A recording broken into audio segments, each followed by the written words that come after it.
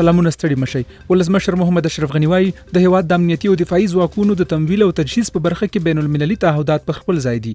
هغه نن بلخ ولایت ته د سفر پر مهال مسؤلینو ته د امنیتي وضعیت د ښه والي په موخه لارښوونې کړي. پخوانی ولسمشر حامد کرزی وایي چې په هیواد کې روان وضعیت بدلیدونکی دی او ډیر ژر به په دوحه کې د سولې جدي خبرې پیل شي. هغه له طالبانو غوښتي چې د جګړې پر ځای د سولې لار غوره کړي. د افغانستان اسلامي جمهوریت د سولې مذاکراتي پلاوي غړو زلمي خلیلزاد سره د سولې بهیر په اړه خبرې کړې دي. سرچینې وایي دواړه لوري د سولې پروسې د پرمختګ په اړه سلا شوي دي. پښتون سیاستوال محسن داوړ ویلي د طالبانو په حق کې د پاکستان د ولسمشر خبرې پر افغانستان د برید معنا لري.